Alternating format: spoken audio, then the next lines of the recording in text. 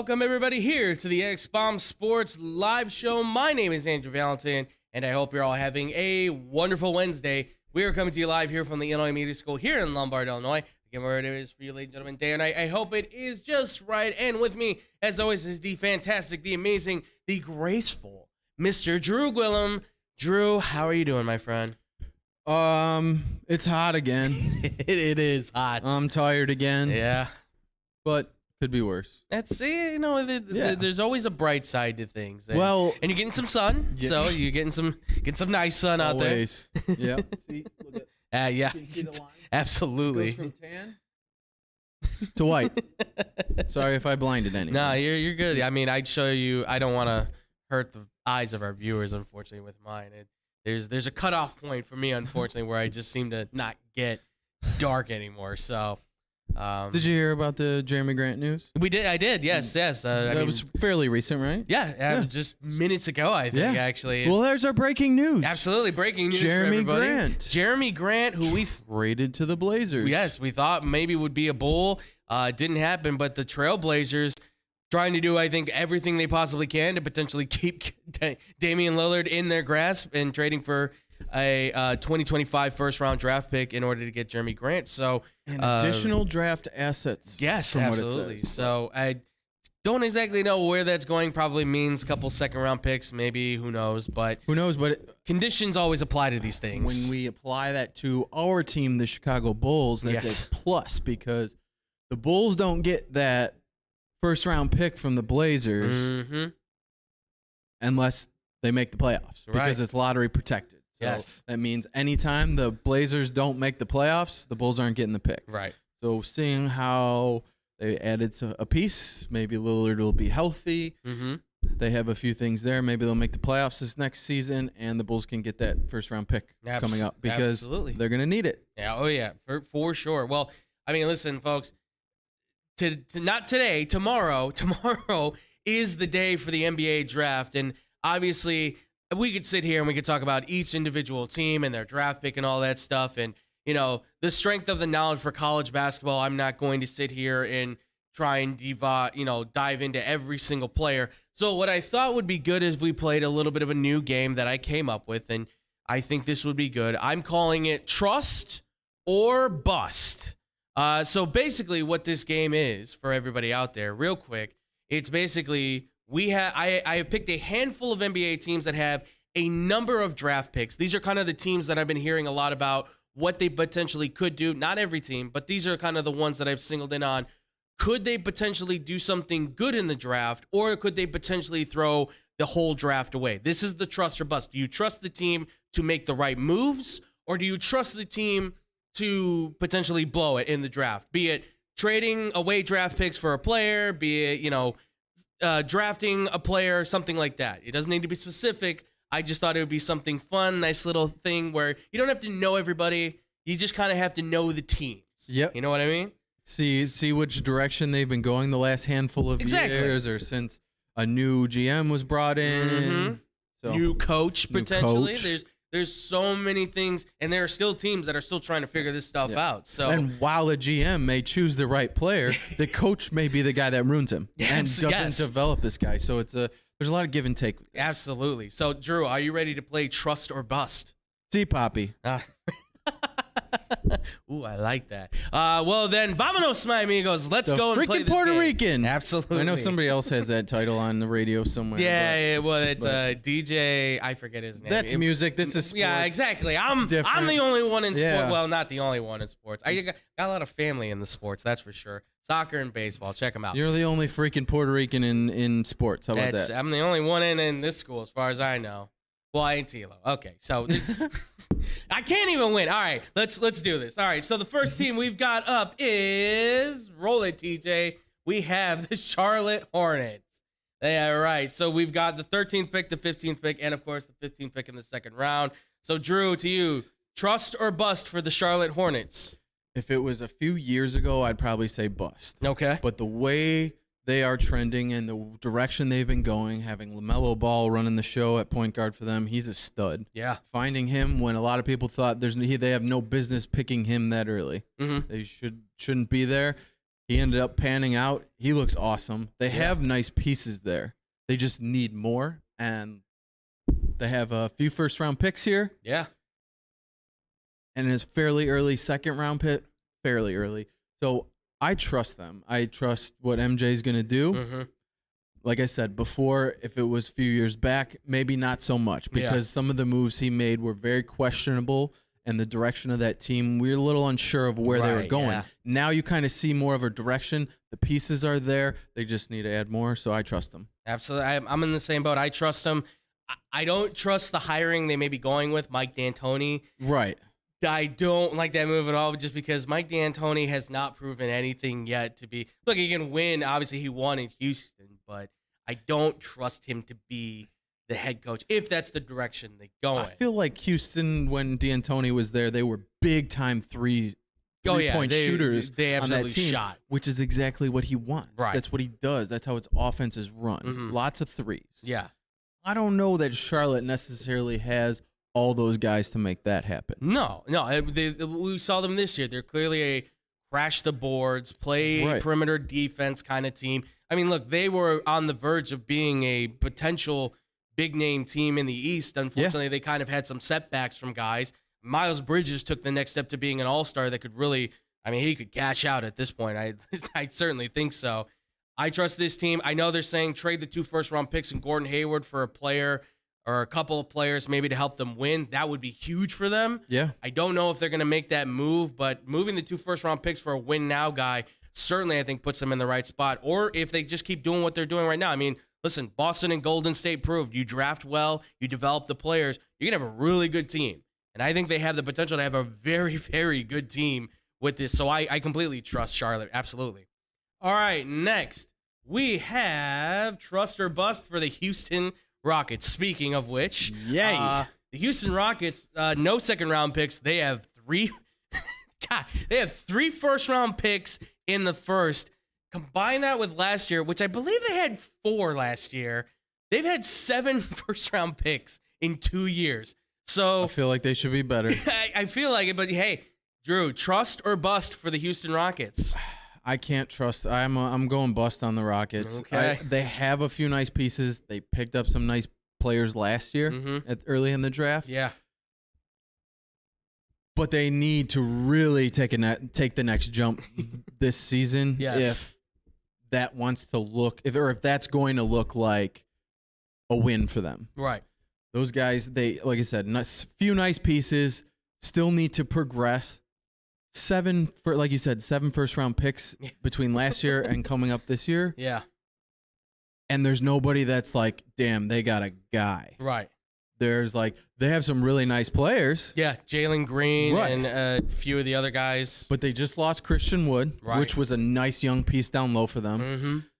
And now, yes, they got picks back. Right. But what are you going to turn that into? That's what concerns me. And I don't know that they haven't proven that they can do it consistently. Right. So for me, they are a bust.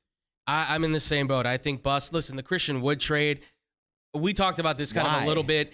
It was big old Boban Bojanovic. I always try to make sure to get his name right because there's a lot of Bogdanovic, whatever. Marquise Chris, Sterling Brown, and I believe there was one other player added with this first-round pick. So 4 players and a pick for Christian Wood. Obviously, look, they're trying to build up a team. They're going to do the whole evaluation thing, I think. Jalen Green, I know they wanted to get the big European kid. I can't pronounce his name to save my life. That they took in the first round. He looks really good, but they want to give him more playing time to see what they have. Right. So they're clearly overloading this team. But again, this is a draft where everybody's moving off draft picks. Even at 3, I mean, listen, if you're telling me that Jabari Smith and Chet Holmgren are the number 2 guys, Paolo Banchero being at 3, that's a great get. But then after that, it's a crapshoot of players where some guys look like they could be good. But when you consider that they've already really overhauled this team with so much talent, I don't know what else you're looking for to add unless you trade the picks away and get a player. Then I would say maybe that's the smart move. But I feel like they're going to try and overhaul the team maybe with far more talent than they really need. So I'm with you. I think they're on a bust on that. All right, next for trust or bust, we have oh, God. Los Angeles Lakers. No picks. No picks at all because they traded all of it away for Anthony Davis and obviously a ton of other talent.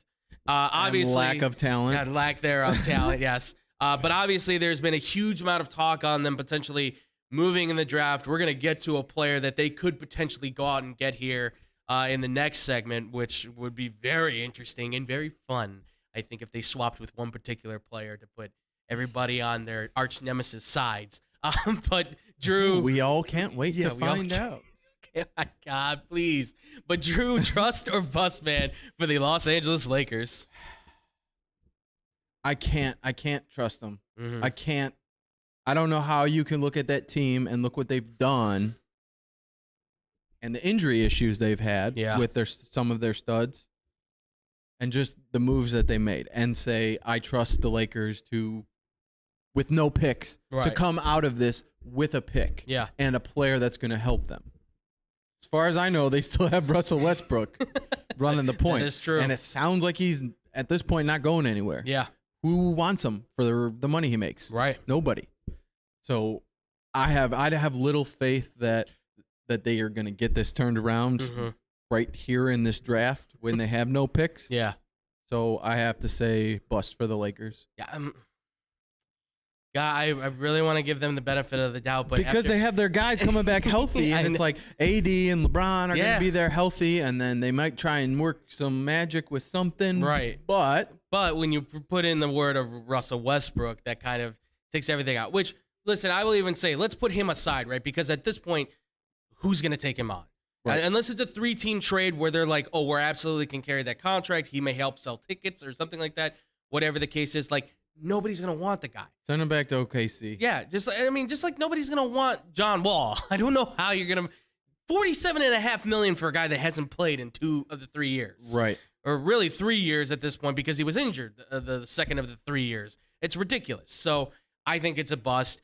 The way they can win this is I think they find a way to move off of Westbrook, get whatever players they can around LeBron that are young, possibly move Anthony Davis. We'll get to that again. We're going to get to that, but that's It's a buy low guy. Yes, it is. It's a buy low. It has to be. Yeah, absolutely. If they ask for too much, they're not going to get it. It's either a player swap or it's like for a couple conditional picks or something like that. Right. Something to that level. But I agree. It's a bust for the Lakers at this point. All right. Trust or bust for the Memphis Grizzlies. This team's already been on a tear, as we know. They went pretty well deep into the playoffs. Looked very good. John Morant's a stud. Obviously, they had a bloomer with him, but they have 2 first-round draft picks and could be looking to either trade off those picks and add another star player. Yep. Drew, trust or bust for the Memphis Grizzlies? I trust the Memphis Grizzlies. Look at since they got John Morant. Yeah. The improvement. Jaren Jackson Jr. Look at his improvement. Look at finding a guy like Desmond Bane, who was a stud for them this year. Right. Superstar. I don't want to say superstar, but he had moments where he looked like one of those guys. Yeah. And this was a guy you don't expect to get much from. No. But he was a star this year. Right. Now can you be consistent with that? Can you continue this and carry this over to this next season along with 2 first-round picks and what you can turn that into player-wise or into a package to try and get a seasoned veteran, up-and-coming young player, somebody who a team wants to move off of. Yeah. Like a Christian Wood type of guy who has some issues with the team, maybe some attitude problems, needs a change of scenery. They could look that way. Right. But the way they have been progressing and moving their team up the Western Conference since they got John Morant, I totally trust them, and I think they're going to do some really nice things and find guys that are going to help them take it to the next level. I totally agree. I think they're going to package these picks up. I think they're going to trade them out. They're going to get somebody of significant talent. Little birdie came into my ear and kind of told me that they're talking maybe with Toronto to try and get one of their special pieces. That has been pretty nice for them, as we know. Adding a nice forward to that possibility. That would also mean adding. Would he be a name of a Pascal Siakam? That would be him. Possibly. Wow, that would be a nice get for them. I was going to say, him and Jaren Jackson Jr. down low, it would mean moving Brandon Clark potentially, which means probably more of a small ball thing, maybe moving Dylan Brooks potentially with it. You're talking about, though, a top-of-the-line player, one of the top 20 players, I would say, maybe in the league. A huge ad. So I think they'll make that move. I trust the Grizzlies all the way. I don't worry about that team. They've already proven that you can trust them. Trust them in this draft as well to make a great move. And who knows? There's a very disgruntled player in Brooklyn that hasn't really been recruiting players, and he said he likes Ja Morant. I'm just Oh my God. That would be. Oh my God. Boy, you never thought we talked about Memphis. We'd be talking a lot about Memphis. That would be so dirty. Wow. That's unfair. That's NBA 2K like unfair. All right. Let's when sports give you the tingles. Oh, yeah, absolutely. Wow. Got the willies. I got goosebumps. Yeah. I got a little bit of the goosebumps. Yes, so the next trust or bust, the Minnesota Timberwolves. So obviously they've got one first-round pick, but they are loaded with second-round picks. They've obviously added a ton of talent throughout the year. So Drew, trust or bust with the Minnesota Timberwolves? I'm kind of in the middle on this one. It's kind of like a 50-50 for me. Okay. I'm going to say trust, but it's wavering. My trust is wavering. So the trust is just hanging over the line. The trust is just hanging on. Okay. I'm wavering on them. Okay. Because while I do really like what they've done with all that talk about Anthony Edwards, if they take him early in the draft, he's not going to end up being the guy that they think he's going to be and they want. Guess what? I think he's turned out to be better than that. I'm pretty sure he's the guy at this point. While Karl Anthony Towns is a nice player for them, of course, he's not the guy. No, I think Anthony Edwards is better than him. I think Karl Anthony Towns is kind of soft at times, where he needs to be more of a come and punch you right in the mouth type of guy. Yes. Okay. Yes. He can do it all. He just needs to be more aggressive out there and actually do it all. Absolutely. Stop whining. Okay. You do a lot of it. I don't want he to does. See it anymore. He complains quite a bit. So that's where I'm kind of wavering. They have done some nice things while at the same time had some pieces that have just never panned out. Right. So I think they can find a nice piece to add. Mm-hmm. We'll see what they do with those second-round picks. Maybe a package with that in the first to move up a little. Yeah. We'll see what they end up doing. I don't know if they'll be that aggressive with it. They don't seem to be that kind of aggressive type team. Yeah. But at the same time, they have improved their talent. They have improved their team, and they have gotten better to making the playoffs. And I think that'll continue with them. I'm just kind of unsure on how this draft is going to play out for them. Yeah, that's the hard thing. Unfortunately, I want to say trust, but I feel like it's like every other year, the Timberwolves always seem to slip up. Right. They take a player that it's like they don't really need. I still remember, God, what was it, the 2010 or 11 year they took Derek Williams from Arizona or something like that, and they could have had a litany of other players, and I was just like, I mean, I get it. Like, he was a defender, rebounder, all that stuff, and it just felt like, God, man, they always take the wrong guy at like the wrong time. What's his name from a handful of years back from Texas Tech? Jared Culver. Jared Culver, who turned out. I'm pretty sure if he's not on the roster, I think he's on another team by this point. Yeah. He's just been another guy. I think he's still on the roster, but he's just another guy coming off the bench. That was a lottery pick too, I believe. I think so. I think it was like the fourth or the sixth pick. I think they moved down maybe or something like that. It was. And then when you make those picks and you really get nothing out of those guys, that's where it kind of you're unsure about how. Yeah. Well, what are you going to be this year? Right, exactly. So I gonna say bust with them. I don't think they're gonna do well in this. I think they're gonna stick with their draft, try and draft a player, try and fill out the roster, whatever the case is. I agree with you though. I think moving up into the draft, put a giant package together, get somebody there with these two guys. Because listen, right now you have the Midwest equivalent to Magic Johnson and possibly Kareem Abdul-Jabbar, if you will. Not to say these guys are at that level, just saying their combo very much reminiscent of those two where they have a good rapport and relationship.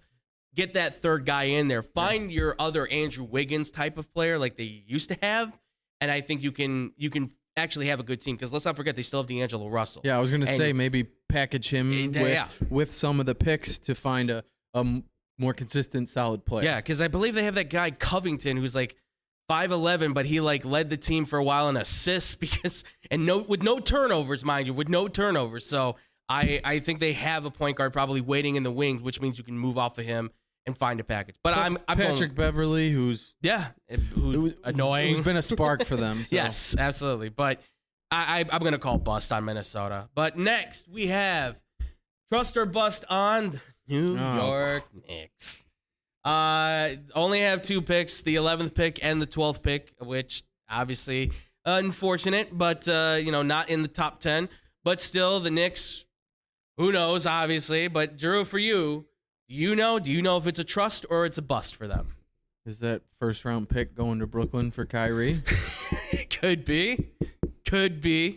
There's a lot, and I know we'll get to him. Yeah, we will. Soon, we will definitely get to him. Yes. I know there was talk about him possibly ending up in New York again, right. But on the Knicks. Just going a little bit up the block, right? More or less. I don't know. They have some nice players. They found some nice guys, but then they have all-star caliber seasons and then turn around and crap down their leg. Yeah. Or shorts, if you will. Yes. So I can't really trust them. Mm-hmm. They haven't done enough. They haven't shown enough. Yeah. They pick up guys like Kemba Walker, and then he gets benched for a backup player because the backup player is playing better than him. Yeah. So it's hard to tell, like, with the free agents players they brought in, and then who have they drafted that's been anybody that's worth a damn now. Yeah. I don't see them. I don't see any of them. Right. You think of the Knicks and you think of this top of the line organization, and they just have not been that. They've been in hell with the Bulls, and now it looked like the Knicks were going to turn it around, and it was like, well, are they going to be more of a destination than the Bulls now because they're looking better than the Bulls are? And then that totally flopped this year. Yeah. Now the Bulls are looking like they're on the rise, and the Knicks are looking like they are diving back down. Yeah. So for me, it's got to be a bust because I just don't trust what they're going to do and what they have done recently. Yeah. Again, we say it all the time. Sports are what have you done for me lately business. Exactly. And lately, you just haven't done it. No. And you're totally right. I'm in the same agreement. I think bust. Look, I'm happy because he's a free agent, but I think they're making a giant mistake letting Mitchell Robinson just walk away. But as a Bulls fan, I'm happy.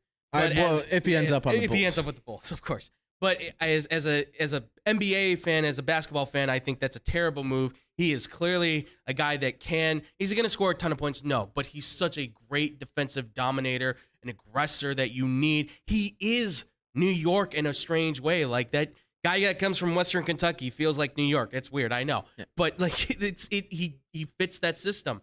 And you're telling me that Julius Randle and RJ Barrett, and that's it? That's all you have? Evan Fournier hasn't worked out. Alex Burks is a decent guy coming off the bench. This team completely regressed from where they were at. And not to mention Derrick Rose is kind of like, well, where does he fit in all this stuff? And now he doesn't really seem to have a home with the Knicks potentially or anywhere. It's so confusing, and there's no direction with them, and that's the reason why I have to say bust. Yeah. Because there's nothing there that says they're going up, they're going down. See, I like how RJ Barrett improved his game. Yeah, I feel like from 2 years ago to this past season, he's definitely improved his game and gotten better. Oh, I was ready to wash him. Yeah, exactly. And I like what I've seen from him. Yeah. But then they make trades like bringing, what was that, DeAndre Hunter in? Cam Reddish. That's it. His teammate. The move that supposetly is supposed to bring their gel the team trio together. And then there's been talk about Zion at some point. Exactly. It's like, okay, little gimmicky it seems like, but I'm with you. Yeah, I listen, if they absolutely could somehow in some way pull off the Zion Williamson trade, if that actually is something that is a realistic possibility, which I don't think it is.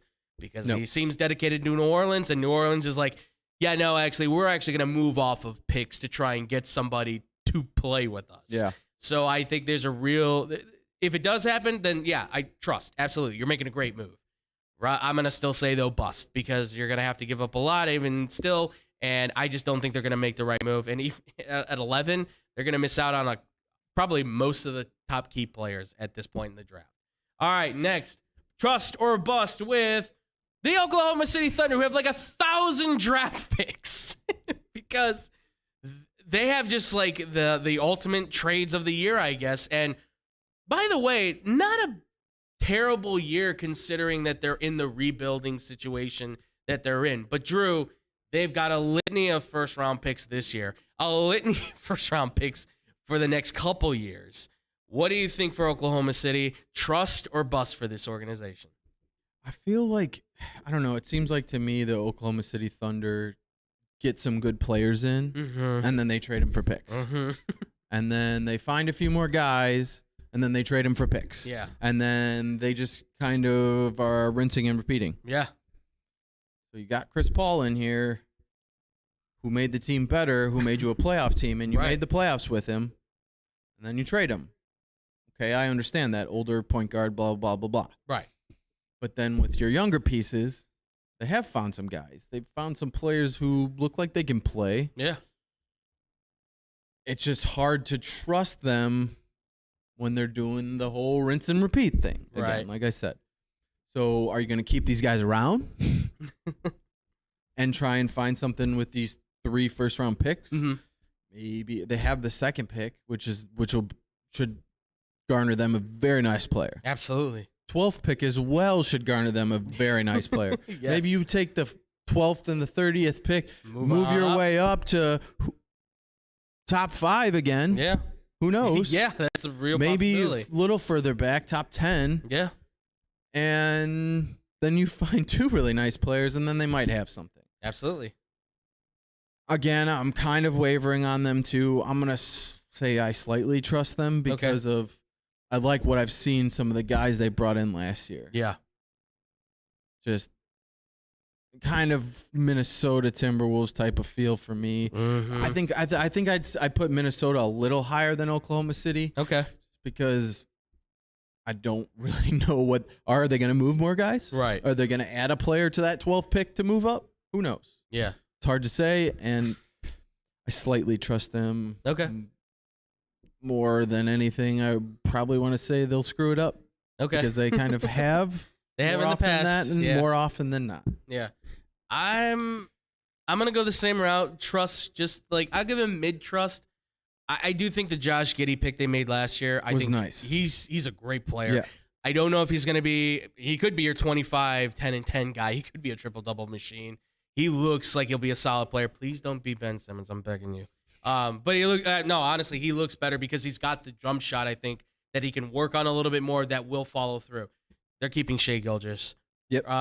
He's a stud. Absolutely. He's clear. If you're trading him, then you're getting back. It's because you're getting a haul of picks, clearly, and you're really calling into the rebuild then. But I would keep him because he's only 23.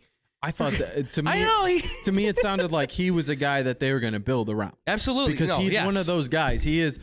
You need 3 top guys. Yeah. He's one of them. I mean, I remember when he came into the draft and everybody was like, he's going to be a really nice player, and he has built himself up into that guy.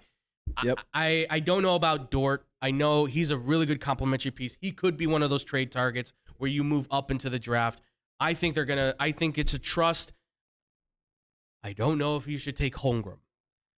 That's just me. If I were you, if I had a choice, if Jabari Smith is really going at 1, I would take probably Paolo Banchero from Duke at number 2 because that's a good complimentary piece that can do everything. Big piece down low. Yes. Holmgren's just really skinny. And that's just what worries me. I was hearing some guys who were saying, listen, any guy who's coming to the league that's been super skinny, be it Durant, Ingram, I mean, whoever you want to say, they gotten hurt. Skinny legs tend to get injured pretty quickly. Let's not forget about Kristaps Porzingis. So I say trust. I'm hoping that they can maybe make the Paolo Banchero move at 2.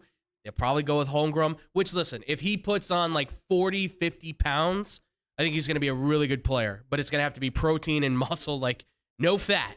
Don't be fat. Don't be fat. Because you have to fight with Jokic and Embiid and all these other guys at the center spot. But he seems like a tough, rugged kid, so who knows? I think they're going to do fine.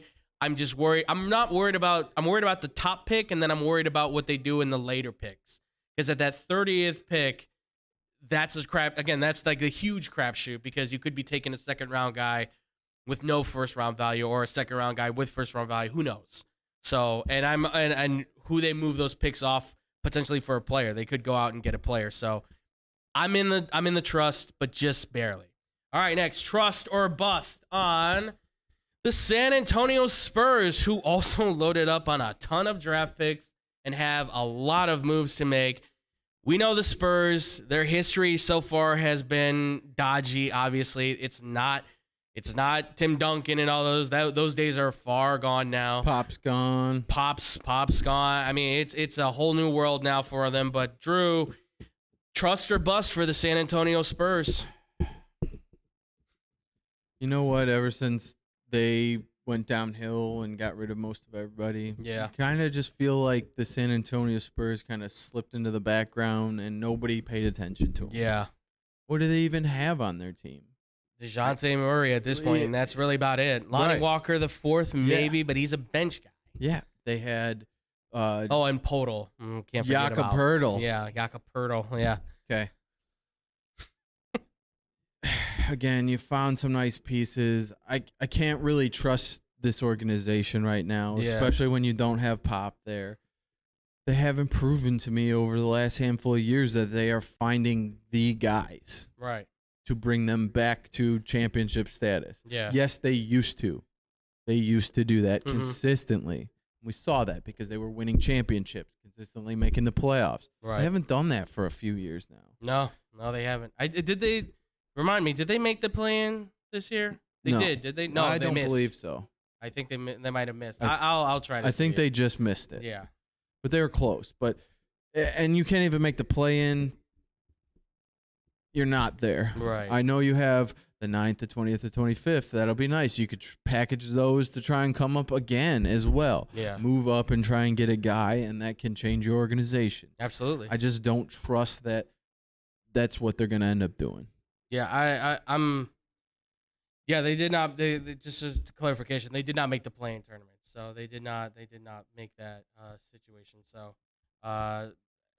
yeah, I unfortunately I've got to go with the same thing. I think it's a bust on them. I do trust that they maybe can have I think that top pick at 9 will be a good pick. Yeah, it's this is the later picks that I think they're not gonna really. They're gonna try to move early on some guys that maybe they feel like, oh, Pop would really like this guy. Like, that's the thing, is that they're going to residual energy of what would Greg Popovich do? Because obviously he was the shot caller for the Spurs, right? And his energy still is going to linger on that team for a while, especially when Tim Duncan's out there and everything. Like, those guys, that mindset is still going to be there making these picks. Right. So I fully think that the Spurs can potentially be a trust organization to make good moves. But I think they're going to reach on some guys in the first round, or they're going to trade these picks potentially for a guy that they just is going to be nice, but it's like you don't need. Like, don't get me wrong, like the Marcus Aldridge thing was great for them, but I always felt like at the same time you could make the argument as like, yeah, but it's a piece they really didn't need. They were trying to push for one last playoff opportunity that just was not going to happen. He wasn't the LA of old. No, yeah, absolutely. Well, now he's just old LA at this point. So, right, which is what we call the Lakers now too. But yes, they are. Yes, they are. So I'm gonna go with bust on the Spurs. All right, next, trust or bust on the Sacramento Kings. The reason why they're on here is obviously they have no idea what they're gonna do with their draft pick, because I don't think they have any idea what they're gonna do with their team. So that may already give him my answer away, but Drew, for you, trust or bust with the Kings? I mean, I have to go bust. It's the Sacramento Kings. Look at the trade they made last year. It was like, okay, why? What was the reason for it? Right. Did you get better? No. Did you make the playoffs? No. When was the last time they made the playoffs? Doug Christie. Okay. Mike Bibby. Yeah. Okay. Oh, God. Jason Williams. Oh, boy. Yeah. Boy. Those are some fun teams. 2002. Stojakovic. Man. Was that that was Vlade Divac still at the very end. Yep. That's okay, so those were fun, but again, what have you done for me lately? Right. Nothing. Who have you brought in? De'Aaron Fox is a very nice piece. Absolutely. Sabonis is nice. Yes. Again, that trade, what'd it do for you? Right. Not much. So I can't trust the Kings because they haven't done it in a decade or more. Absolutely. Yeah. I got to do it too. I got to say it's a bust on them. I think they keep the pick. They're supposedly going to take Jaden Ivey if he's there at 4, who I think is a great player. I think he's one of the most NBA ready players out there right now in the draft. He's a phenomenal talent that coming out of Purdue. He'll be a great shooting guard asset to them. Problem is, you had a guard already that was there in Tyrese Halliburton, and you traded him away for Sabonis, which again, nice piece like you said, but what did it do for them? Now, I think they're maybe planning for the future, but you could have potentially gotten him like this year with the trade rather than in the deadline, at the deadline. Sorry. My mind just escaped me there because I'm thinking about the Kings, and obviously when you think about Sacramento, your mind drifts away because you're like, that's right, they have a basketball team. And Halliburton turned into a stud. Absolutely. He's going to be great for the Pacers. Yeah. Thanks a lot. Sure is going to give some problems for some of the other Central teams. Thanks a lot again. But I think it's a bust. I think they're going to trade that pick away, try and get a player. Depending on the player now, they could get somebody. But because I think their whole intention is to try and keep De'Aaron Fox happy. Yeah. Well, because otherwise he's out. I think this is it, and he's your out. star. Absolutely. If not, he could actually be asking for a move by deadline. Seriously. So I'm going to say it's a bust. I'd get there. Let's talk Kings. Yeah. But I would seriously say bust right now for the Kings. And last but not least, because we got to do it, folks, trust or bust on our good old hometown, sweet home Chicago Bulls. Obviously, they have just the one first-round draft pick, but there's been a ton of news on what they're going to do with it. We've talked at length already throughout these shows about what they could potentially do. But, Drew, trust or bust for our very own hometown Chicago Bulls. Call me biased. They do. Yeah. You guys do. Don't care. Yeah, exactly. But you look at what the front office has done with this team. Mm-hmm. It's all been positive. Yes. They turned it around from a real crapshoot to a playoff team. Absolutely. Yes, they went out in the first round, but guess what? Nobody even expected them to make the playoffs last year. Right. Maybe some did, but I sure didn't. I crossed my fingers and hoped. Right. Everybody's saying DeMar DeRozan was the biggest bust of a free agency signing. They paid too much. It's like, okay, well, where direction is this team going? Yeah. You saw it. They found guys. They brought him in. Patrick Williams was their first draft pick. Yeah. They found some guys in the second round who had played in the G League and still are moving up, but they're still with the organization. I know it's only 1 year. Right. They've only had one draft. Right. So I trust them completely with what they're going to do. They both proven it elsewhere. Mm-hmm. And so far they've done really nice things for this team, and I believe that's going to continue. So I trust what they're going to do. And I can't wait to find out what they're going to do with this 18th pick. Yeah. Sounds like they don't like what's there at 18. Sounds like they're going to move. Yeah. So whether that's the 18th pick and a player package to move up, whether it's the 18th pick and a player to try and get another player,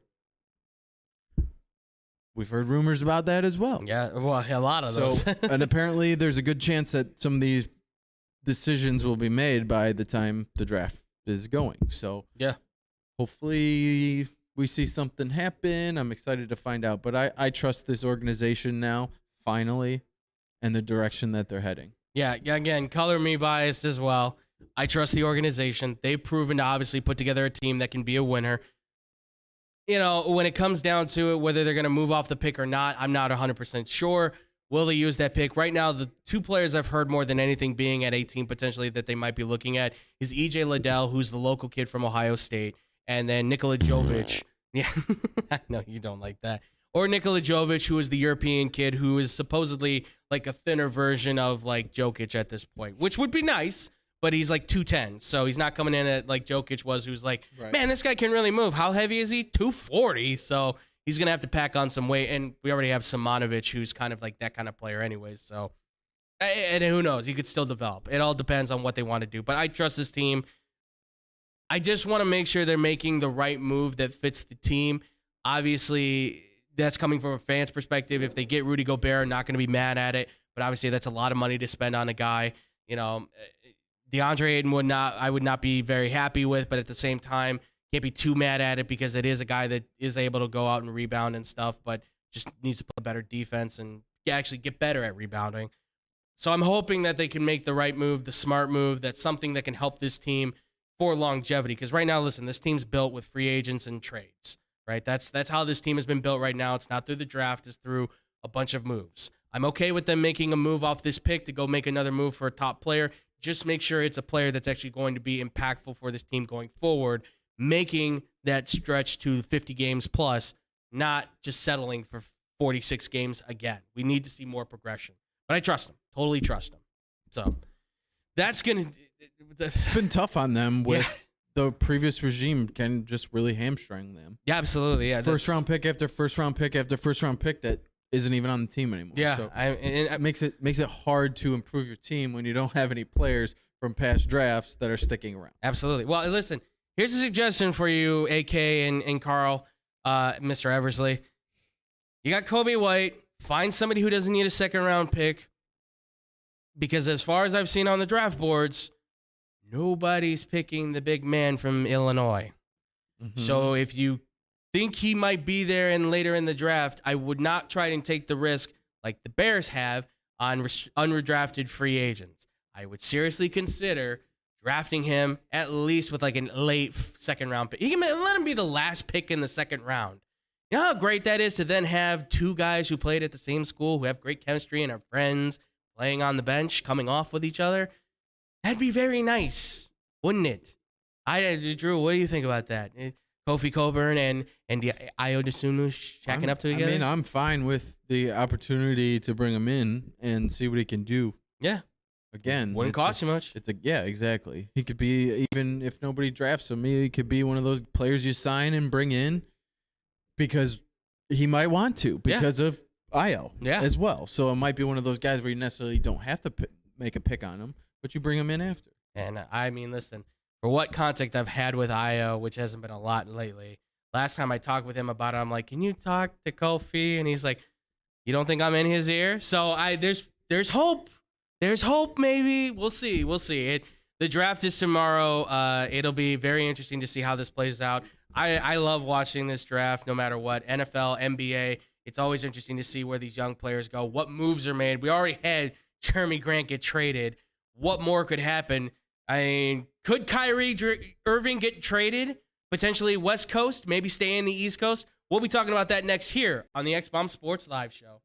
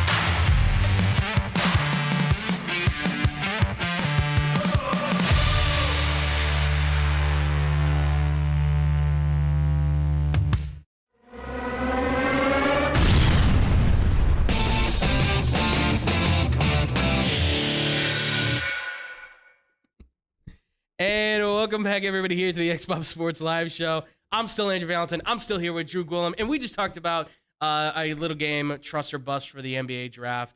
Now we move on to more NBA news because we've got to talk about it. Drew, you ready to hit this, my man? Let's do it. Let's do this. So we are kicking this second part off with one of our favorites, or one of my favorites, as everybody likes to point out, Kyrie Irving. Because, of course, Kyrie Irving has to be in the news. So if you don't know, obviously, him and the Nets have been trying to work out a new deal after he declined his player option, and it is now official that he will be testing free agency after he and the Nets come to an impasse on getting a new contract. I know, I weird.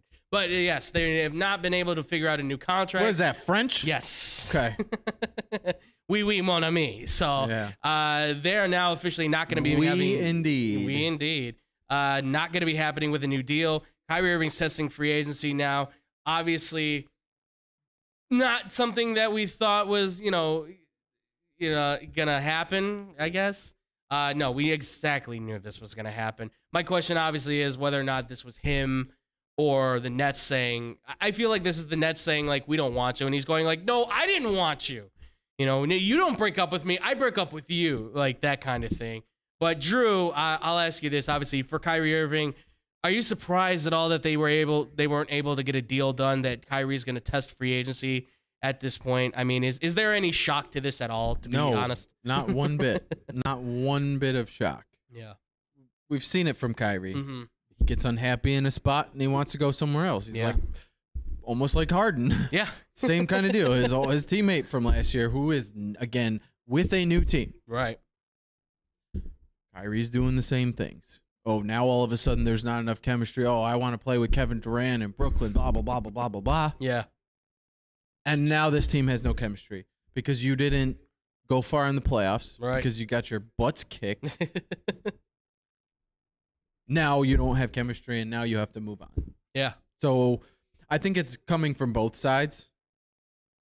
But at the end of the day, the reasons that I think this is happening and the organization feels this way about him is because of him and the things he's done and the way he reacts to things and acts in general. He's out there. Yeah. He doesn't seem like he's a full team guy. Mm-hmm. Seems like he's kind of about himself.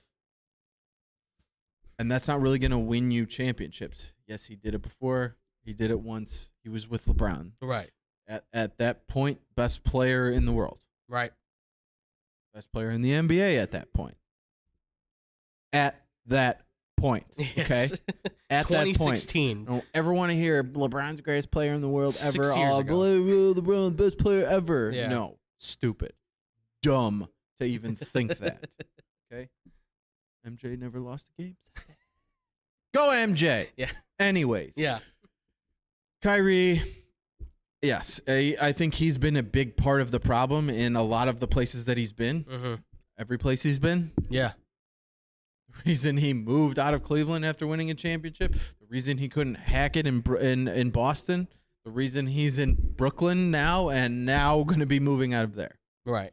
So I think it's coming from both sides, but I think it's more his fault. Yeah, I agree. I mean, listen, we've talked a lot about Kyrie Irving on this show, of course. And when you look at his past history, I mean, from his time in Cleveland, obviously there he was kind of the silent, quiet guy. He wins a title with LeBron, and pretty soon all of a sudden LeBron's like, hey, I can't play with this guy.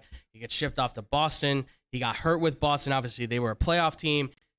Jason Tatum takes his first step forward as being a leader for Boston in getting them to the Eastern Conference Finals against the Cleveland Cavaliers, actually, which then the next year, I guess, Kyrie Irving decides, I'm going to be the leader of the team, and they don't even make it out of the first round.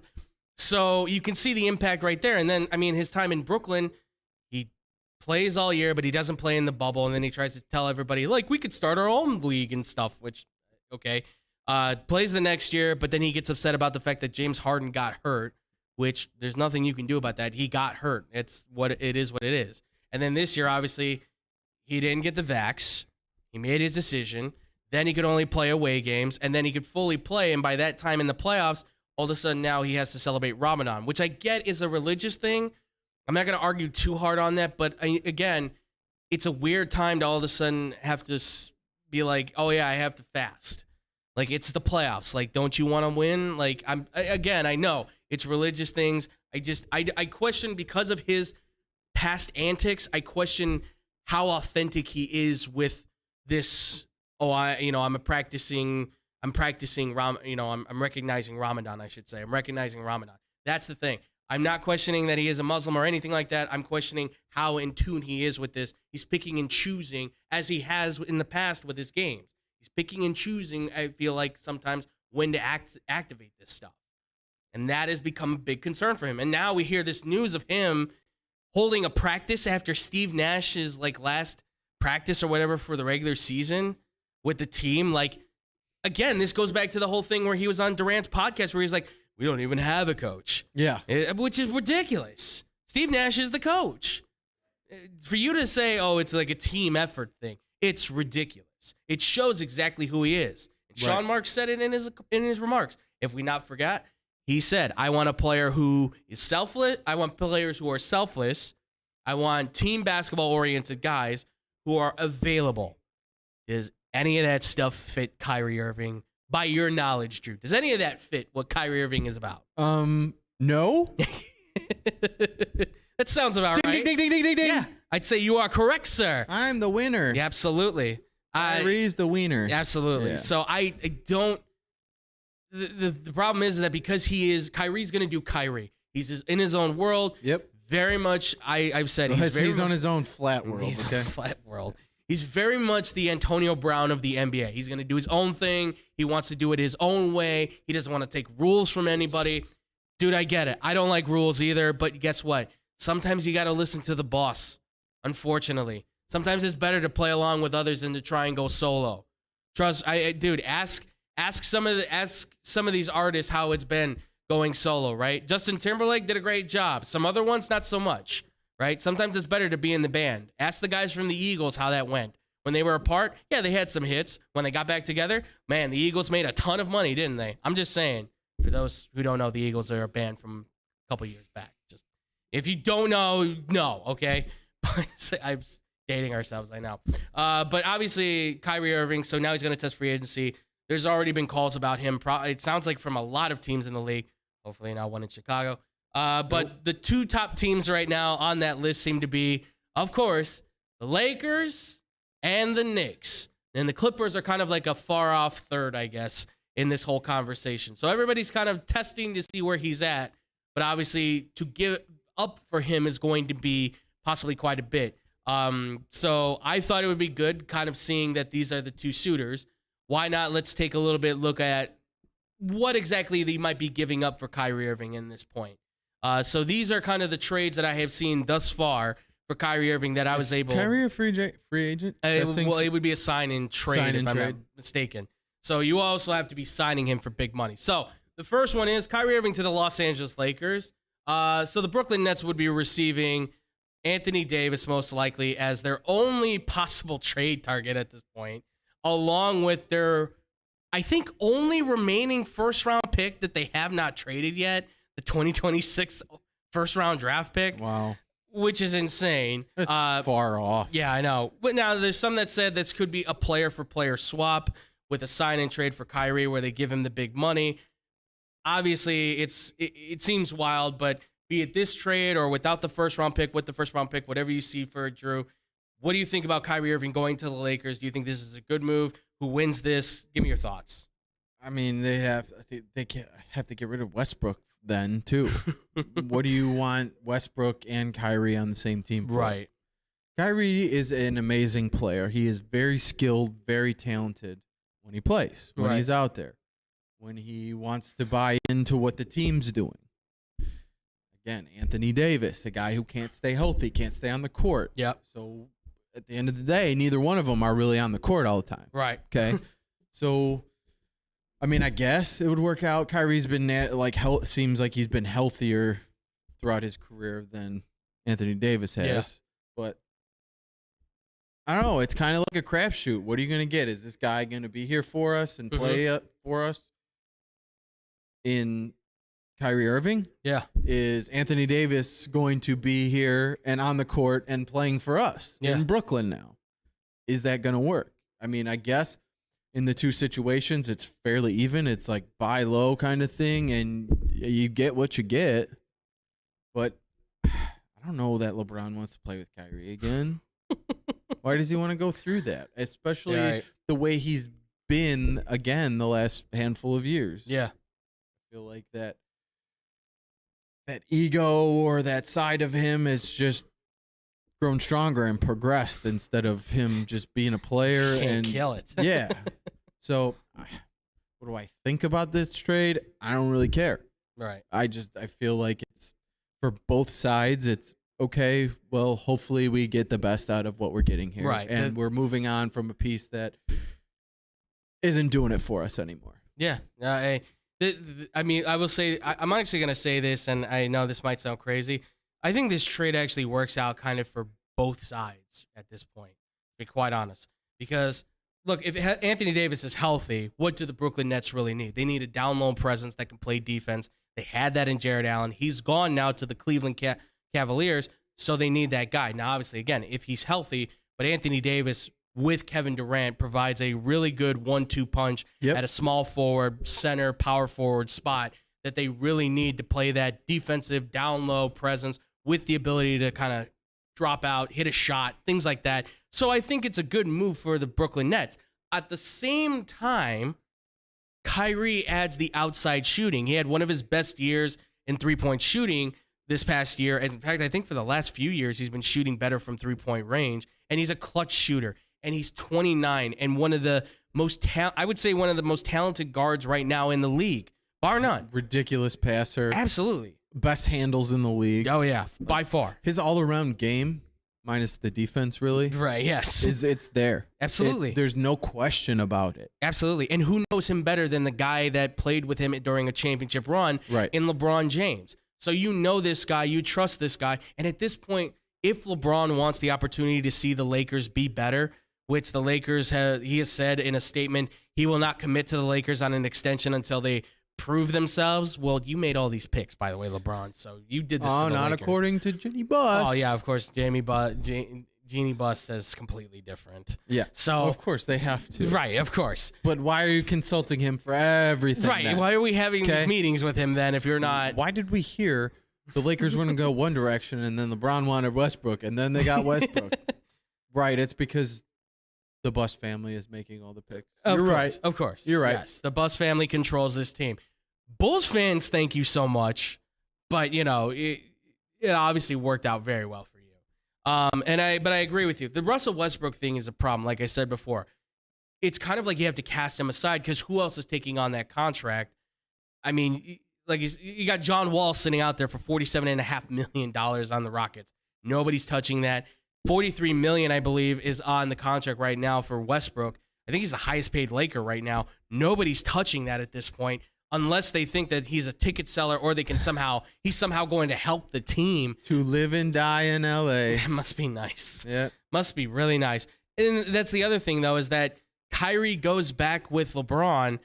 Is that relationship going to be any different? Is the dynamic any different from where it was in Cleveland? They had their problems behind the scenes as it was.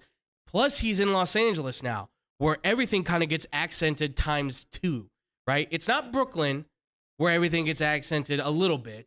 It's New York, but it's Brooklyn. It's a borough.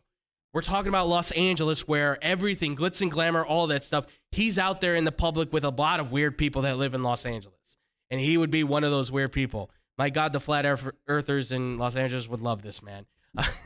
Yeah. They really would. Yeah, they would. But I think that Kyrie Irving to Los Angeles, Anthony Davis to the Nets, I think would be great. Time for a change. Yeah, absolutely. My dream move, though, is Westbrook goes to Brooklyn and Kyrie goes to Los Angeles because obviously LeBron and Kyrie have their history. You want to see a fight? You want to see an on-court fight? Put Westbrook back with Kevin Durant. Durant might retire. That's how much he does not like Westbrook. He may actually literally retire from the NBA if he has to play with Westbrook because it's because of Westbrook he left for Golden State, if we should not forget that. So, good way to get him to the Bulls. You know what? I like that.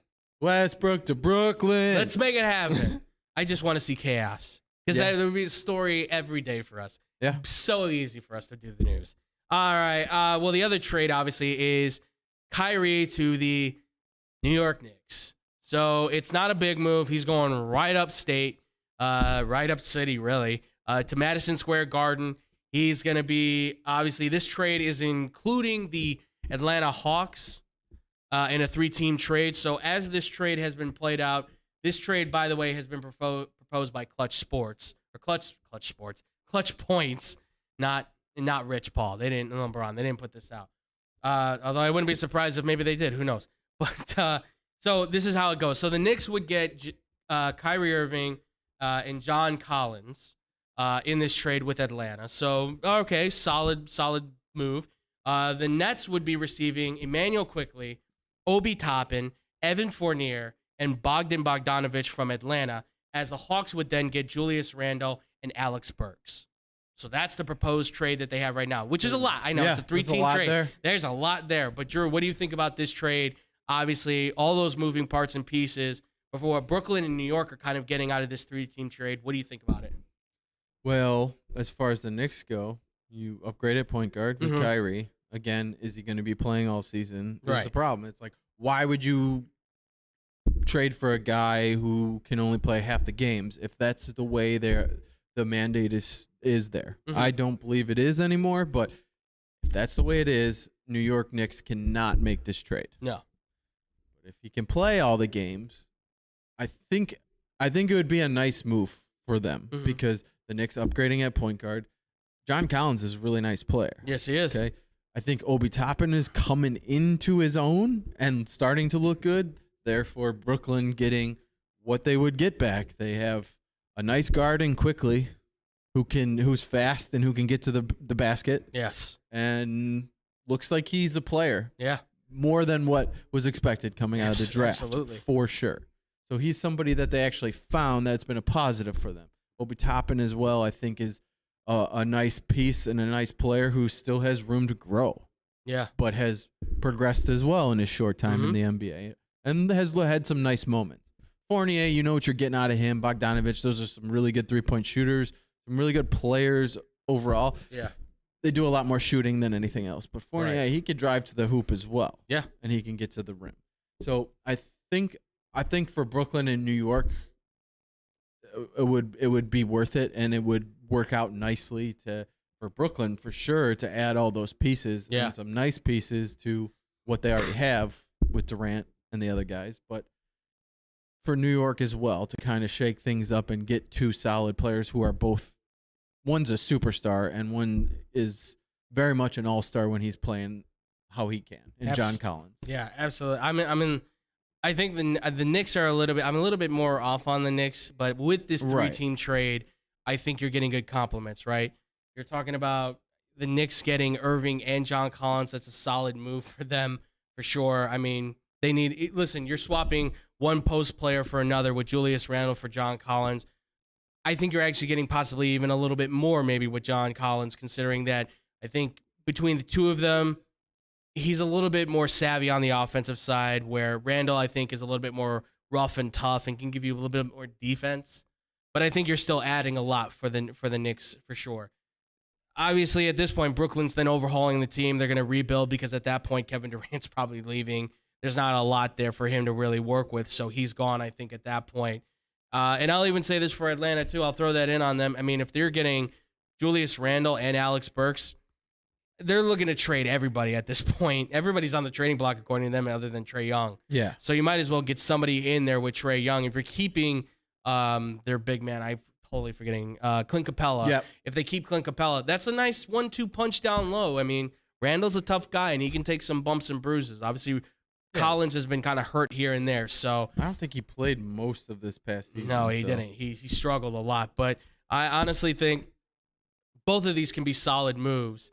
But I think it's also worth mentioning, too, that these are two teams at the top of the list that are desperate, and I mean desperate, to get a Hail Mary win out of a trade where they can be relevant. And obviously, Kyrie right now is the most talked about player in the NBA as far as I know. So I would totally say that, yeah, they're just trying to throw a Hail Mary for maybe some competition, but certainly the publicity that can certainly drive them a little bit more. Real quick before we move into the next subject, just real quick, obviously shout out to the Golden State Warriors. They are the NBA champions yet again. Congrats. Just real quick, real quick couple seconds. Where do they rank as a dynasty for you? They're up there. Okay. They're up there for sure. This solidifies them as a dynasty for sure now, because fourth championship. Yeah. That's a big deal. Absolutely. Okay.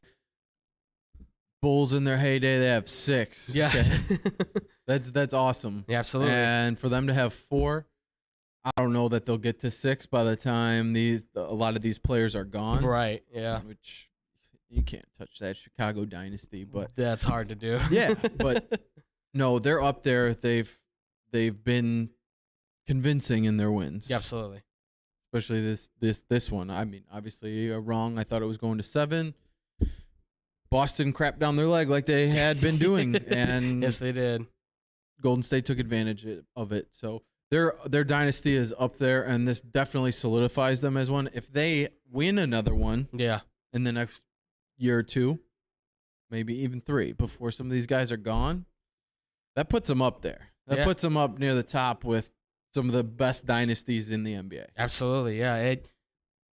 I think it's right up there, too. It's a great dynasty. It's a great group. It's amazing, too, considering they've swapped out players left and right consistently, having that little consistent core that have always been there. I'm just very upset the fact that they did break the Bulls' record for championships, because they did win championships beforehand. Obviously, these 4 now puts them at 7 all-time.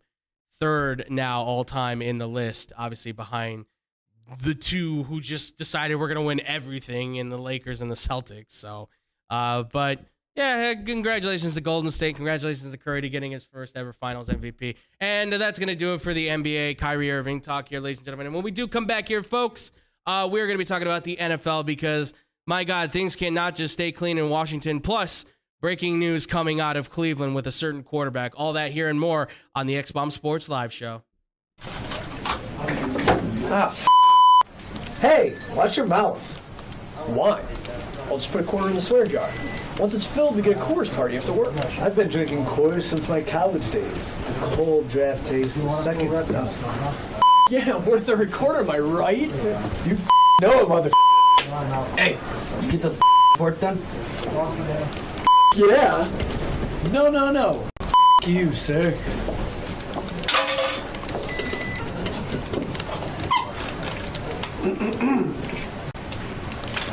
Attention, employees. The staff meeting, scheduled for this evening, will now be held tomorrow early as Who's all?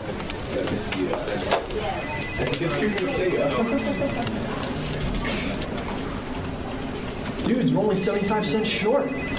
Oh, shh. Boss. Hey, sir, go yourself. You're fired!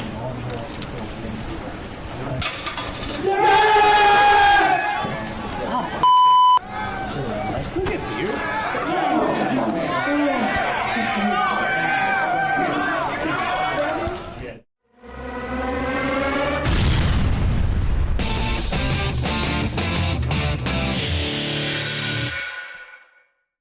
And welcome back, everybody, here to the X-Bomb Sports Live Show. We just got done talking here about the NBA draft. We also talked about the NBA's very own Kyrie Irving. Myself, Andrew Valentin. I'm still here with Drew Gwillem. And Drew, are you ready to get into one of our favorite subjects ever? Football, ladies and gentlemen. That's right. We're going into the NFL because, of course, there's breaking news in the NFL. Shocking. And, of course, NFL is king. That's yeah, why. absolutely. But, of course, it can't be good news because it's never good news. Surprise. Shocking, surprise, more issues in Washington. Yeah, of course. If you haven't heard, Daniel Snyder, the owner of the Washington Commanders, is apparently, according to the U.S. House Committee who has been investigating the Washington Commanders, has officially found evidence that Daniel Snyder had conducted his own shadow investigation, which allowed him to find the information before said investigation and then try to bury it in order to hide away from the allegations. So obviously this is a story that has kind of been coming up now. We've been hearing a lot more about it.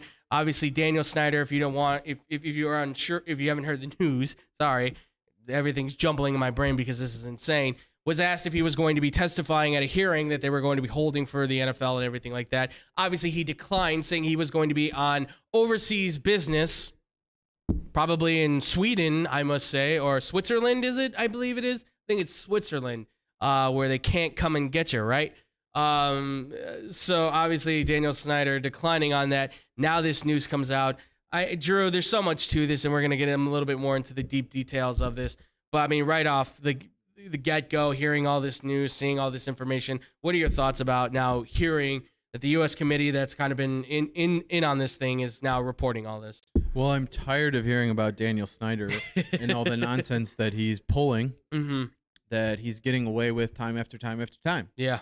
That this is taking this long to figure out that he's just a bad guy and shouldn't have the privilege of owning an NFL team or being involved in an NFL organization if this is how he's going to treat his employees and people in general. Yeah. Okay? Why is it that when people are backed into the corner, And they're taking all these hits from the outside world, everyone else involved along with the NFL. Yeah. He's taking all these hits. And when people are taking these hits, they tend to deflect that towards somebody else. Take the attention off of them. Oh, it was their fault. Put blame on everybody else, but you can't accept any of it yourself. And that's exactly what he's doing. Yeah. Oh, we're going to have this shadow investigation, shadow probe into things. So along the way, we're investigating and we're seeing all the... He knows what he did wrong. Right. But it's making it look like he's conducting an investigation. So all these little pieces along the way that maybe he finds that somebody else didn't or whatnot, they get pushed to the side. Right. Tucked under the rug. So nobody knows about it. Or absolutely tries to not to let people know about yes. it. And then deflects away from himself. It's a joke. Like anybody following this even a little bit can tell over the years the things that this clown has done, this terrible person in Daniel Snyder has done. This is a privilege. I don't care how much money you have, that you're able to just buy a team because you have the money. Sorry, that's still a privilege to be able to do that. You can go spend your money on something else. Right. The NFL doesn't need you. The NFL doesn't need people like this in the league, whether it's players, coaches, GMs, owners. I don't care. Time to set some precedents here. Time to make an example. This guy and the next guy we're going to talk about. Yeah.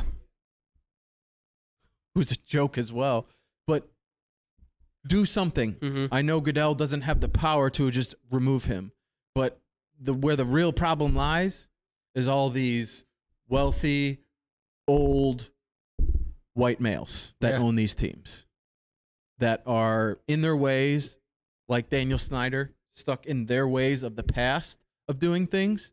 And that's not how it works. That's not how it should have worked then. Yeah. That's not how it works now. Never should be allowed. And the fact that this guy is being allowed to handle things the way he has is a joke. I want him out. I want the NFL to finally agree that how can you not be tired of hearing about this and dealing with this? NFL owners is kind of like a fraternity too. You're just bringing a bad name to you as a whole as well. Yeah. Because they all talk. They're all in conversation. They all work together for the league to make it a better place. Right. And this guy is just ruining all of that and not making it a better place, making it an uncomfortable place to work and a very foul environment to be in. That's not okay. No, I 100% agree with you, Drew. I mean, this whole situation with Daniel Snyder and the Washington Commanders has just been one thing after the next after the next. I mean, we were talking about this on Blow the Whistle today. It's almost like 20 years now of this kind of stuff going on. It's only recently, like in the last 10 years now or 12 years, whatever you want to say, that it's really starting to come to light just what kind of guy this is, right? He's fighting against changing the name, changing the logo. So then the NFL says, well, you have no patent on it, you have no right on it. So then they finally get to change it. They change it to stupid names. I mean, football team, okay, fine. Then the Commanders, it's not real original.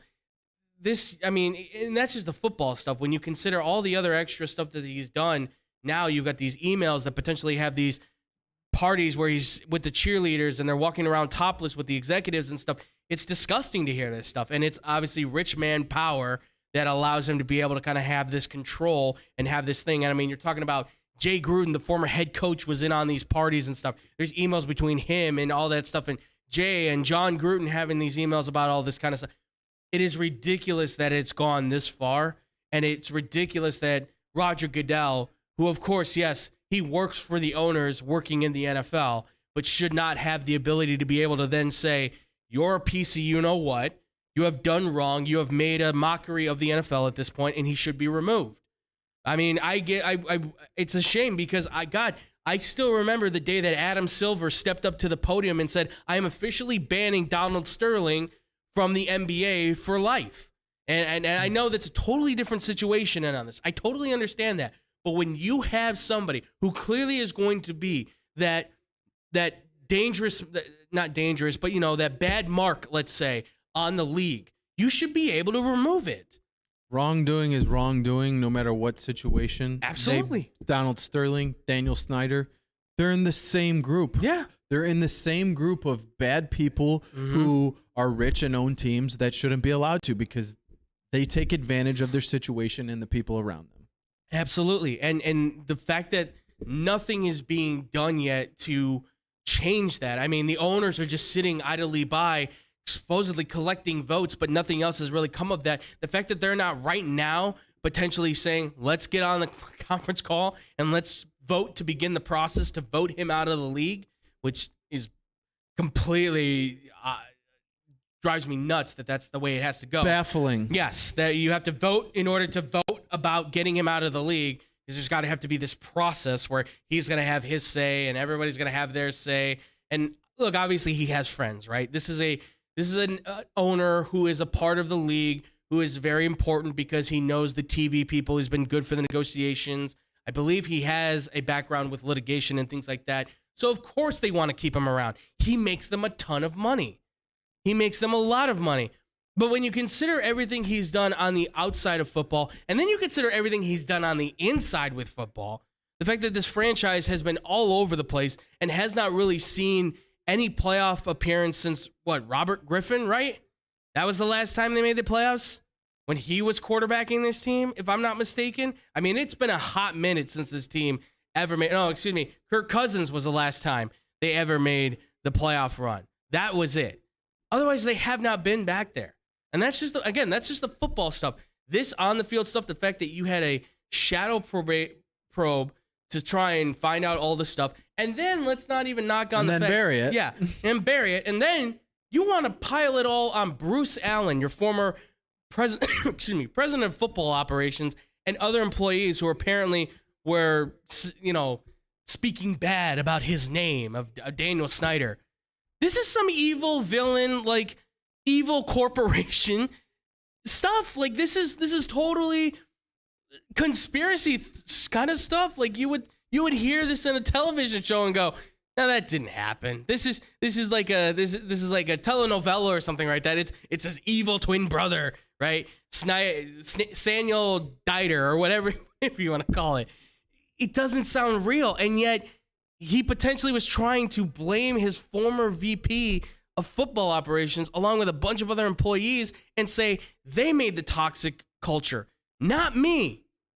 That's what guilty people do. They deflect and push it off on other people. Exactly. So it wasn't me. It's never you. It's never going to be you. Yeah, it's not my fault. Bad people never do wrongdoing. No, it's always not. someone else's fault. Right. It's no different. No, of course not. And it blows my mind that we've hit this point where it's just like, dude, and this is, I don't want to get into this. I'm just saying this seems to be a reoccurring theme across this country. I'm just saying, I'm not trying to get on that. There's just a lot of people that are not taking control of saying, I messed up, I did wrong, I admit it. And this is where I say, I think everybody always has regrets. This no regrets thing, baloney. Everybody's got regrets. What did you learn from the regrets, though? Because that's the important thing. Clearly, Dan Snyder, along with many other rich men out there, are never going to learn from their regrets or their mistakes or whatever the case is. Because they don't care. Of course. Because they think money solves everything. Because they're just bad people who think whatever I do is what matters and is okay. Right. And nobody can tell me otherwise. Yeah. Because I am a rich white male. Yeah. And I can get away with anything. Right. Because I have money. Absolutely. So I can't wait to see what comes out of this. Again, Roger Goodell has said, I have no power to be able to remove Daniel Snyder. I would say there should be something in place otherwise to change that in the future, because this is ridiculous. The fact that he has gone, I believe it's now over 20 years owning this team is ridiculous. I mean, at the beginning, sure, it looked like it was going to be fine, but now we've hit a point for 10 years, 12 years, whatever it is, that it is just one thing after the next, after the next, after the next. Bad football, from controversy off the field, it just totally should be, let's get this guy out. He's not good for the league on several levels. The only thing that he's helping is put money in their pockets, which is why he's Teflon Dan. Yeah. But it's ridiculous. Like you said, it's a problem across America. It's not just in sports and the NFL. It's everywhere. And it sucks for the rich people out there who do so much good. Absolutely. And are good people and take that money and donate and do good things with it. Yeah. Because guys like Daniel Snyder, guys like the next guy we're about to talk about, yes, they ruin it all for everybody. Absolutely. Well, and speaking of the next guy we're going to talk about, yes, if you don't know, it is the old reoccurring story once again. And it is. Nothing it seems can convince me otherwise, and this just pushes that narrative even further. And here we are, Deshaun Watson, ladies and gentlemen, the quarterback of the Cleveland Browns. According to Tony Busby, the attorney for these women that have filed the civil lawsuits, Tony Busby has reported via ESPN that 20 of the 24 lawsuits has officially been settled with Deshaun Watson. Obviously, something I had questioned if we were going to hear about. Obviously, this was something that was probably getting worked in the background, and now it's kind of come to the light that, okay, now let's report about it. So very interesting. Obviously, there was also a 25th lawsuit that was going to be filed, but that has now also been since dropped as well. So obviously, this is something that I kind of thought might come, but it seemed like it was going to be a long off. It really felt like we might go to trial on this stuff. But Drew, 20 out of 24 have settled. What are your thoughts now for Deshaun Watson? Clearly, everybody's got raging thoughts on this, but what are your thoughts for Deshaun Watson in this whole situation as of now? I'm going to be quick on this one because I've said my piece. Everybody knows where I stand on this human being, or lack thereof. Yes. Lack thereof humanity in this person. Mm-hmm. So I'll make it quick. Yeah. This, like I said, nobody is going to change my mind otherwise. There is not one thing anybody can say that's going to change my mind 100% that I believe he did these things to all of these women. Mm-hmm. You don't have 66 massage therapists in 17 months if you're not trying to get something out of them other than make your body feel better. Right. Well, make your body feel better in the right way it's supposed to be done by a massage therapist. Yes. No happy endings. Okay. And the fact that this dude is paying out 20 of these 24 women is proof that it happened. Why would you pay them money if it didn't happen? If these things didn't go on and you did nothing wrong, then you wouldn't have civil lawsuits against you and you wouldn't be paying them. Right. There's another bad person in this world. There's another bad person in the NFL. There's another rich person with money that does bad things because they think they can get away with anything. Yeah. And guess what? He's paying them out. What's going to happen to him after that? Mm-hmm. It's settled. He's just going to play. Yeah. I'm done with Deshaun Watson. I'm even done with the Cleveland Browns for the way they've handled this. Not that I was a fan of Cleveland Browns as it is. Right. But the fact that they worked his contract out this next season, so that way if he were to miss time, he only loses. He's getting paid $1 million next year out of the highest guaranteed contract for a quarterback. Right. Okay? And they're only paying him $1 million next year on purpose. So if he does get suspended, he won't lose out on a lot of money. Yeah. Because he's going to have to pay all these women. Because he's a scumbag and he had all these wrongdoings with them. This is a joke. Again, I want to be done with this. It's 100% happened. You don't pay them if it didn't happen and if it was fake. And you don't have 24 civil suits, plus more coming, plus who knows what else. Right. And that's where I stand. I'm kind of in the same boat at this point. I listen. I won't say. It's hard to say whether or not he did it, but obviously I have to lean more at this point. Personally, myself, I lean more towards something must have happened because I thought he was going to trial with this stuff. I was like, no, because at least at that point, if something does come about, you have a chance to potentially clear your name with that. Settling to me is always, unfortunately, in the court of public opinion, which is the one that everybody talks about, you are going to be found guilty on that because you are settling, which means you heard stuff, you knew stuff that was going to come out that you didn't want the public to know about, that you didn't want people to hear about, which, by the way, we're probably going to hear about at some point, probably through some sort of book or interview or documentary. Who knows what's going to come out from this, right? It's amazing that I can't believe that it's been like a year now since this kind of stuff came out. It blows my mind that we've come almost kind of full circle on this now, where now we're kind of getting to the point where, okay, he's settling these civil suits. So now what's the NFL going to do? Like, now we're waiting for the punishment. And I said this before. We've said it before. If Trevor Bauer is getting 2 years for the alleged sexual assault of one woman, you're talking about 24, 25 women who had come forward. Well, so in this case, 24 because one was dropped. 24 women out of a supposed 66 masseuses that were potentially hired in a 17-month period. I find it hard to believe that something did not happen and that Deshaun Watson is not potentially guilty of something happening. And I mean, his lawyer was doing, and I also think his lawyer, Rusty Hardin, did him no services whatsoever because everything that came out of that man's mouth was absolutely ridiculous. And I don't have to go over it again. If you want to go over it again, you can see all of our past episodes on Deshaun Watson. But I mean, just like a recap on it, saying that 3 of the 19 women at the time sexual experiences were consensual. It's the whole, the whole thing of the, what's the legality of a happy ending and all that stuff. All of that nonsense that he was spewing out. It's just ridiculous. The fact that this has been a reoccurring story time and time again. The NFL should, I'm thinking it'll be a year and a half suspension for him because they'll find a reason to say not 2 years for him. But it should be, I think, 2 years for him for the fact that he's in this. But by the way, to Deshaun, you got to come out and apologize. No apology on this, you're even bigger a scumbag by most people's terms.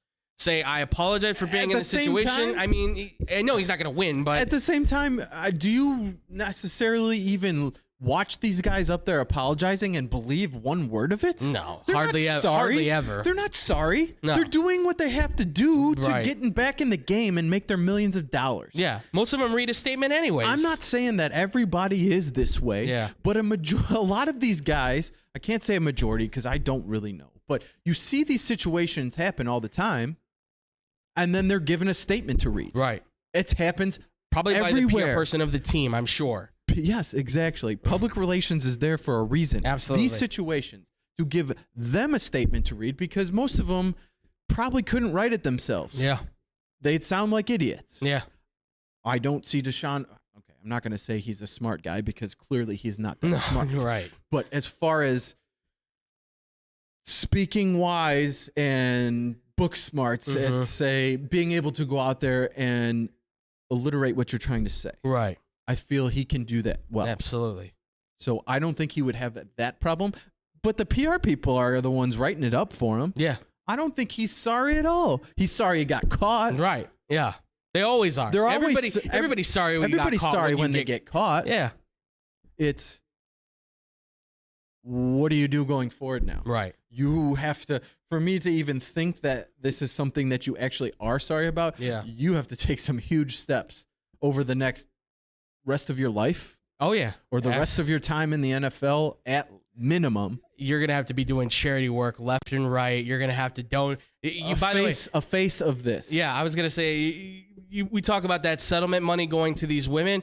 Talk about a giant donation you're probably going to have to make as well if you want to really try to convince people. Again, money's not going to be the end-all, be-all of this. You have to show it. You personally have to show it yourself.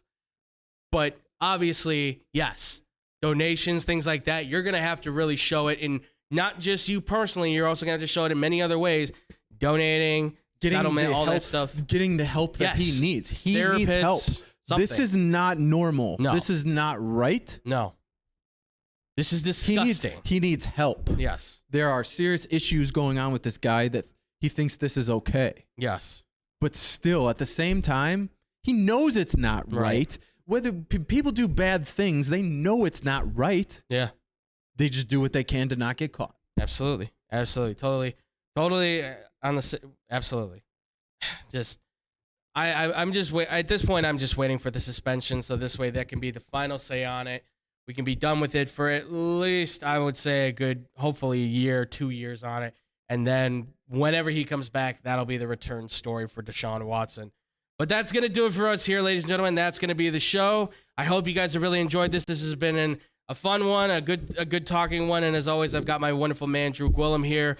Drew, that's me. This has been, thank you so much, man. This has been a really great show. It was fun. Absolutely. I'm glad to have you here, man, as always, to talk sports and everything. Fun. Please let the people know where they can find you, listen to you, all that wonderful good stuff. Right here. Here or there? Yes. Wednesdays and Thursdays. You know it. You know where I'll be. Come see me. Come check me out. Absolutely. Also, you can check me out on Instagram at d.guil25 and Facebook at Drew Gwillam.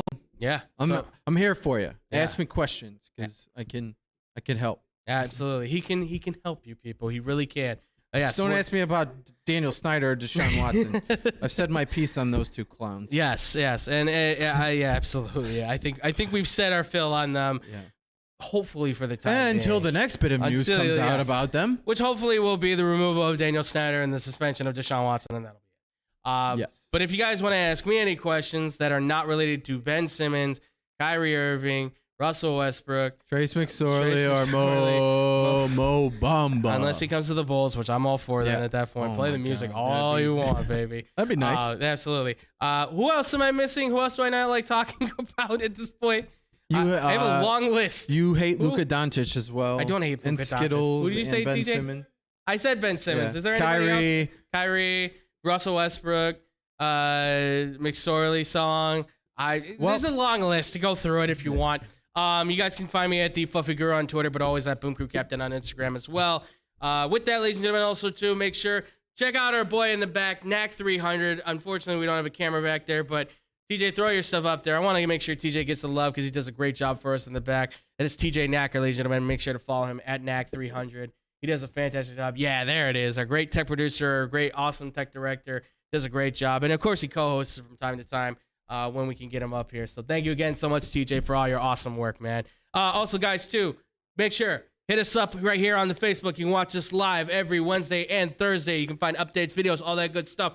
Or two, you can hit us up at our YouTube as well, X-Bomb Sports, where you can catch us every Friday, every Wednesday and Thursday, 5:30 to 6:30 p.m. Central Time. I know we went kind of late on this one, but we had a lot to say today. Also, too, guys, make sure you can check us out on our social media at X-Bomb Sports on Instagram and Twitter. And, of course, too, hit us up at xbsportsofficial@gmail.com for any questions, comments, things like that. We want to hear from you guys. As always, we got a lot of questions, a lot of things you guys want to talk about, player swap, all that good stuff. So we'll probably be playing that very, very soon while the news is ramping down. But tomorrow we got another full list of things to do.